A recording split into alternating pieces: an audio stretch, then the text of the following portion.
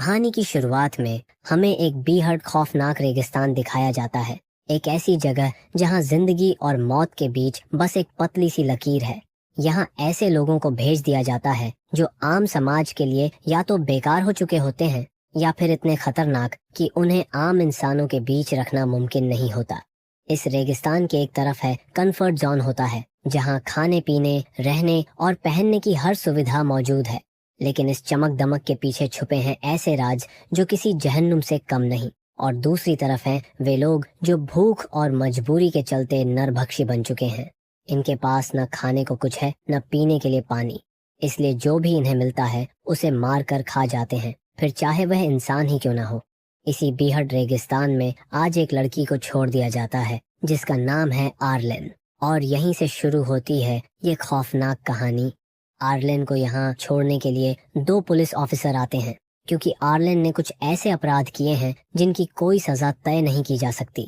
इसीलिए अब उसे अपनी बची हुई जिंदगी इसी दीवार के उस पार बितानी होगी। इसके बाद उसके साथ जो कुछ भी होगा उसकी कोई जिम्मेदारी अमेरिकन सरकार नहीं लेती। यह बात वहाँ लगे बोर्ड पर साफ लिखा होता है। अब आर्लेन पूरी तरह से खुद के भरोसे है। इस बीच हम देखते हैं कि उसके पास एक कागज है जिस पर लिखा है फाइंड द कंफर्ट। इस बीहड़ और सुनसान रेगिस्तान में वह अकेली आगे बढ़ती जा रही है। दूर दूर तक कोई दिखाई नहीं देता, लेकिन फिर भी वह इसी उम्मीद में चलती रहती है। कुछ देर बाद उसे सामने एक क्रैश हुई कार दिखाई देती है। वह उसके अंदर थोड़ी देर आराम करने का फैसला करती है। कब उसकी आंख लग जाती है उसे खुद भी पता नहीं चलता।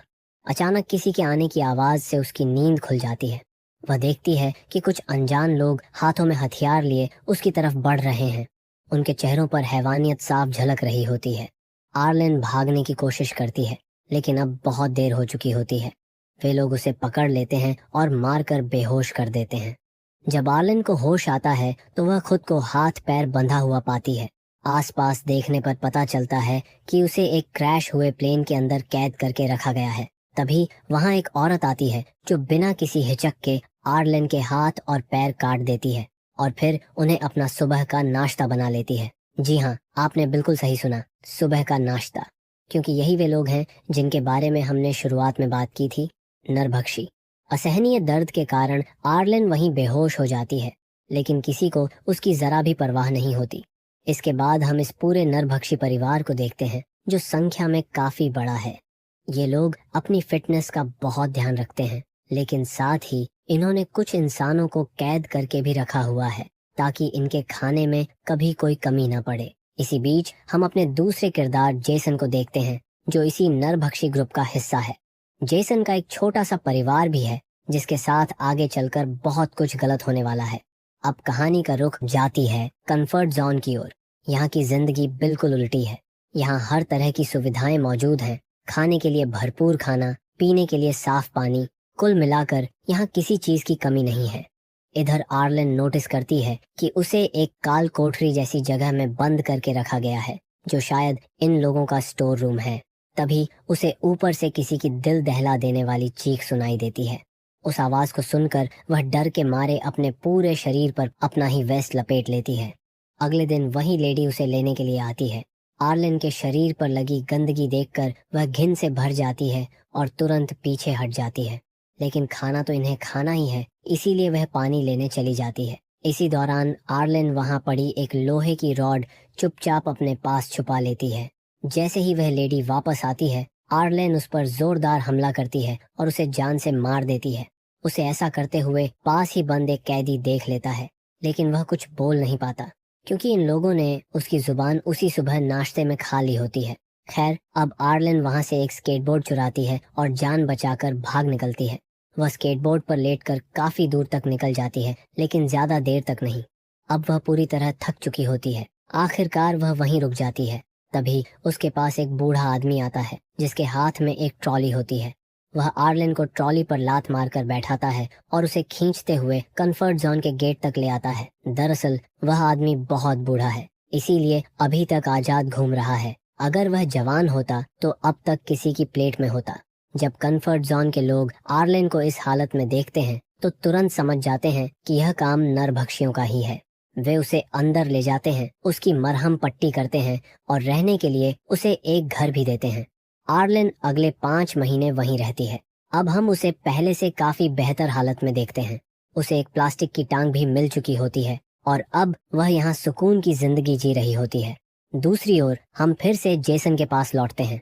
वह अपनी बेटी केट का एक स्केच बना रहा होता है क्योंकि वह एक अच्छा पेंटर है। तभी उसकी पत्नी आकर बताती है कि घर में खाना खत्म हो चुका है। जेसन अपनी पेंटिंग छोड़ता है और पास ही बंद एक लड़की के पास जाता है जिसे उसने बांध रखा होता है क्योंकि आज वही लड़की उसके परिवार का खाना बनने वाली होती है। हालांकि वह लड़की उसके सामने हाथ पैर जोड़ती रहती है, लेकिन जेसन के दिल में जरा भी रहम नहीं होता। वह एक ही झटके में उसका सिर धड़ से अलग कर देता है और फिर उसके शरीर के छोटे छोटे टुकड़े कर देता है। दूसरी ओर एक सुबह हम आर्लेन को देखते हैं। वह अंदर से पूरी तरह टूट चुकी होती है। जब जब वह आईने में खुद को देखती है उसे अपनी कोई ना कोई कमी साफ नजर आती है। उसके कटे हुए हाथ और पैर उसे हर पल उस दर्द की याद दिलाते रहते हैं। अब वह किसी भी हाल में उन नरभक्षियों से बदला लेना चाहती है। इसी इरादे से एक दिन वह बड़ी मुश्किल से एक बंदूक चुरा लेती है। फिर वह कंफर्ट जोन के पीछे वाले रास्ते से बाहर निकल जाती है, वह रास्ता जहाँ से बहुत कम लोग आते जाते हैं। उधर हम जेसन की पत्नी शेलन और उसकी बेटी केट को देखते हैं। दोनों जरूरी सामान ढूंढने के लिए बाहर निकली होती हैं, इस उम्मीद में कि कुछ काम की चीज मिल जाए। कुछ ही देर बाद आर्लेन की नजर उन दोनों पर पड़ जाती है। वह चुपचाप उनके पास जाकर खड़ी हो जाती है। शेलन डर के मारे आर्लेन के सामने हाथ जोड़ लेती है। वह कहती है कि वह उसे कुछ नहीं कहेगी, बस उसे जाने दे, क्योंकि उसके साथ उसकी छोटी सी बेटी है। लेकिन जैसे ही आर्लेन को पता चलता है कि शेलन एक नरभक्षी है, उसका गुस्सा फूट पड़ता है। आर्लेन कहती है, मैंने भी तुम लोगों से अपनी जान की भीख मांगी थी, लेकिन तुमने मेरे हाथ और पैर काट लिए थे। और बिना एक पल की देरी किए वह शेलन को वहीं गोली मार देती है। केट कुछ समझ ही नहीं पाती कि उसकी माँ के साथ अचानक क्या हो गया। वह बस सन्न रह जाती है। आर्लेन की नजर उस बच्ची पर पड़ती है। उसे उस पर तरस आ जाता है। वह केट को मारती नहीं, बल्कि उसे अपने साथ लेकर कंफर्ट जोन वापस आ जाती है। रास्ते में उन दोनों को वही बूढ़ा आदमी देख लेता है। वहाँ केट को एक खरगोश पसंद आ जाता है। आर्लेन उसे खरीद देती है और फिर केट को अपने घर ले जाती है। आर्लेन का मन किसी भी हाल में उस बच्ची को चोट पहुंचाने का नहीं होता, क्योंकि वह जानती है इस सब में केट की कोई गलती नहीं है। दूसरी ओर काफी देर इंतजार करने के बाद जेसन घर से बाहर निकलता है। उसकी पत्नी और बेटी अभी तक वापस नहीं आई होती। वह उन्हें ढूंढता हुआ इधर उधर भटकता है। तभी उसकी नजर एक कूड़ेदान पर पड़ती है, जहां उसकी पत्नी की लाश पड़ी होती है और कौए उसे नोच नोच कर खा रहे होते हैं। यह नजारा देखते ही जेसन समझ जाता है कि यह किसी ऐसे गिरोह का काम है जो बच्चियों की सप्लाई करता है। तभी उसकी नजर उसी बूढ़े आदमी पर पड़ती है। जेसन उसके पास जाता है, अपनी बेटी केट की तस्वीर दिखाता है और पूछता है कि क्या उसने उसे देखा है। बूढ़ा आदमी जवाब देता है, हाँ, लेकिन एक शर्त पर। जेसन पूछता है, क्या शर्त? बूढ़ा आदमी कहता है, तुम्हें भी मेरे जैसा ही एक स्केच बनाना होगा, तभी मैं बताऊंगा कि तुम्हारी बेटी कहाँ है। ये सुनकर जेसन का गुस्सा 7वें आसमान पर पहुंच जाता है, लेकिन वह बेबस होता है। वह वहीं बैठकर बूढ़े आदमी का स्केच बना देता है। इसके बाद बूढ़ा आदमी उसी कागज पर एक शब्द लिख देता है, कॉम्फर्ट जोन। यह देखते ही जेसन समझ जाता है कि उसकी बेटी कहाँ है। और इधर आर्लेन केट को लेकर एक क्लब में जाती है। उसी समय कंफर्ट जोन के सबसे अमीर आदमी की एक बड़ी पार्टी चल रही होती है। इस पार्टी का मालिक है जॉन। जॉन असल में पूरे इलाके में पाउडर की सप्लाई करता है।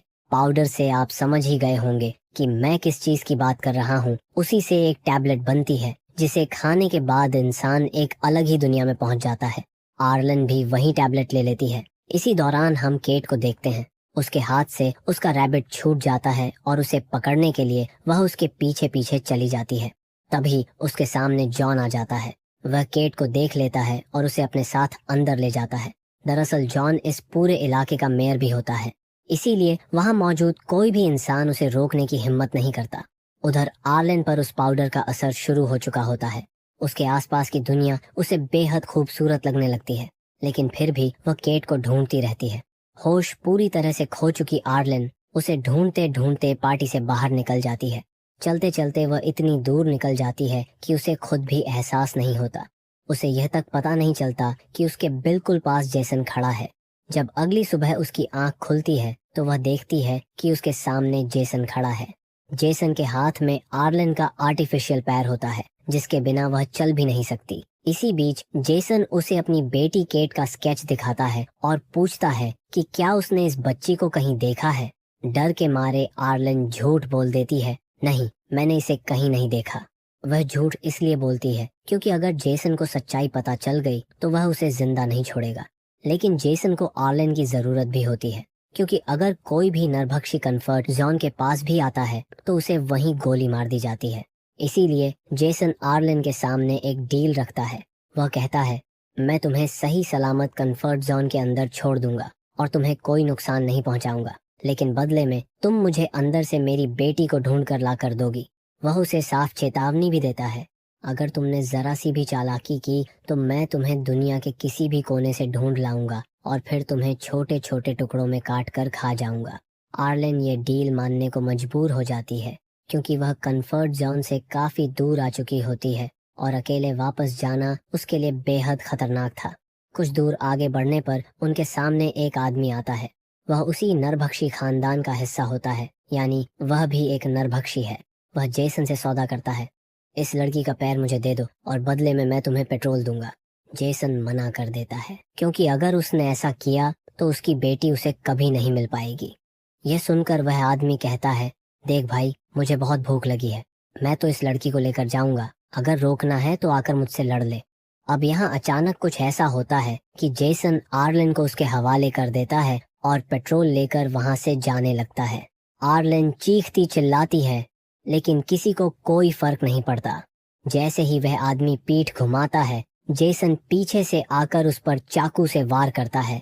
वह आदमी वहीं ढेर हो जाता है। इसके बाद जेसन उसका एक हाथ काट लेता है। अब ये दोनों फिर से आगे बढ़ने लगते हैं, लेकिन तभी वहां एक तेज रेतीला तूफान आ जाता है। मजबूरन दोनों एक तंबू लगाकर वहीं रुक जाते हैं। तूफान धीरे धीरे थमता है, लेकिन तब तक चारों तरफ अंधेरा हो चुका होता है। इसीलिए दोनों वहीं रात गुजारने का फैसला करते हैं। जेसन उसी मरे हुए आदमी के हाथ को पकाकर खाता है और वही आर्लन को भी देता है। दोनों के बीच लंबी बातचीत होती है। वे एक दूसरे को जानने की कोशिश करते हैं। जेसन बताता है कि जब वह 16 साल का था तो वह एक बोट के जरिए अमेरिका आया था, लेकिन बॉर्डर पर उसे पकड़ लिया गया क्योंकि वह गैर कानूनी तरीके से देश में घुसा था। तभी से वह इसी इलाके में रहने को मजबूर है। वहीं आर्लन अपनी कहानी सुनाती है। वह पहले नेशनल सिक्योरिटी एजेंसी NSA में काम करती थी, लेकिन उसे दुश्मन देश के एक आदमी से प्यार हो गया। प्यार में अंधी होकर उसने उसे अपनी कुछ सीक्रेट इन्फॉर्मेशन दे दी। जब अमेरिका को इस गद्दारी के बारे में पता चला तो उसे यहाँ लाकर छोड़ दिया गया। दोनों एक दूसरे की बातें सुनते सुनते काफी करीब आ चुके होते हैं, लेकिन तभी पीछे से एक गोली चलती है। वह गोली सीधा जेसन को लगती है और वह वहीं जमीन पर गिर पड़ता है। कुछ लोग अचानक वहां आ जाते हैं। वे कंफर्ट जोन के होते हैं। वे आर्लेन को अपने साथ ले जाते हैं और उसे कंफर्ट जोन में छोड़ देते हैं। लेकिन अब आर्लेन का मन वहां बिल्कुल नहीं लगता। वह जेसन को वहीं छोड़कर आना नहीं चाहती थी, इसलिए वह एक बहुत कठिन फैसला लेती है और वापस उसी जगह जाती है जहां उसने जेसन के साथ शाम बिताई थी। वहां उसे जेसन की स्केचबुक मिलती है, जिसमें उसकी बेटी केट के कई स्केच बने होते हैं। उन्हें देखकर आर्लेन टूट जाती है। उसे एहसास होता है कि आज केट के खो जाने की कहीं न कहीं वजह वह खुद ही थी। अब वह तय कर लेती है कि किसी भी हाल में वह केट को ढूंढेगी, चाहे उसे कुछ भी करना पड़े।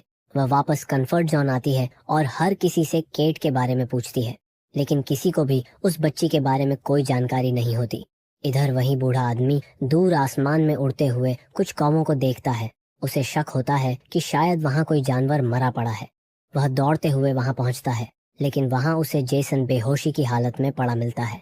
वह जेसन को बचाने के लिए एक कौवा पकड़ता है और उसे खिला देता है, ताकि उसके शरीर में थोड़ी सी जान लौट आए। उधर आर्लन उदास होकर अकेली बैठी होती है। उसे समझ नहीं आ रहा होता कि अब आगे क्या करे। तभी उसकी नजर जॉन के पैलेस पर पड़ती है। वहाँ से कुछ औरतें बाहर निकलती हैं और उन्हीं में से एक औरत के साथ केट भी होती है। आर्लन उस समय कुछ नहीं करती। दूसरी ओर बूढ़े आदमी की मदद से जेसन अब ठीक हो चुका होता है। वह उसका शुक्रिया अदा करता है और फिर अपनी बेटी को ढूंढने के लिए वहाँ से निकल पड़ता है। यहाँ आर्लन उस पैलेस में पहुँचती है जहाँ कई सारी औरतें काम कर रही होती हैं। वे सभी उस पाउडर को छोटे छोटे पैकेट्स में भर रही होती हैं। ये सब देखकर आर्लन उनसे गुजारिश करती है कि उसे भी यहाँ काम पर रख लिया जाए। यही हमें पता चलता है कि जॉन ने केट को अडॉप्ट कर लिया होता है, क्योंकि उसकी अपनी कोई औलाद नहीं होती। इसी वजह से वह आर्लेन को भी काम पर रख लेता है। इसके बाद एक लेडी आर्लेन को एक कमरे में ले जाती है ताकि उसे अच्छे कपड़े पहनाए जा सके। वॉशरूम जाने का बहाना बनाकर आर्लेन अंदर जाती है और अपने नकली पैर के अंदर छुपाई हुई बंदूक निकाल लेती है। फिर वह उसी लेडी को बंदी बना लेती है और उसे अपने साथ जॉन के पास ले जाती है। आर्लेन जॉन से कहती है, अगर तुमने उस बच्ची को अभी नहीं छोड़ा तो मैं इसे मार दूंगी, और इसके पेट में पल रहे बच्चे को भी। ये सुनते ही जॉन डर जाता है। वह बिना एक पल गंवाए केट को छोड़ देता है। केट को लेकर आर्लेन कंफर्ट जोन से बाहर निकल आती है। उसी समय सामने से आते हुए जेसन उन्हें देख लेता है। अपनी बेटी को जिंदा देखकर जेसन की खुशी का ठिकाना नहीं रहता, लेकिन तभी आर्लेन उससे गुजारिश करती है कि वह उसे भी अपने साथ ले चले। ये सुनते ही जेसन भड़क जाता है। वह कहता है, हम लोग नरभक्षी हैं, तुम किसी भी वक्त किसी का शिकार बन सकती हो। लेकिन आर्लेन मना कर देती है। वह कहती है कि वह जेसन को पसंद करने लगी है, वह बस उसके साथ रहना चाहती है। इसी बीच केट अपने पिता से कहती है कि उसे बहुत भूख लगी है। मजबूरी में वह केट के उसी खरगोश को पका देता है और उसे खिला देता है। ये देखकर आर्लेन की आंखों से आंसू बहने लगते हैं। लेकिन दोस्तों, यही इस दुनिया की हकीकत है। अब जेसन ने आर्लेन को भी एक्सेप्ट कर लिया होता है, यानी अब ये तीनों एक परिवार बन चुके होते हैं। लेकिन कब तक, ये उन्हें खुद भी नहीं पता, क्योंकि यहाँ कब कौन किसका खाना बन जाए कोई नहीं जानता। और इसी के साथ ये कहानी यहीं खत्म हो जाती है।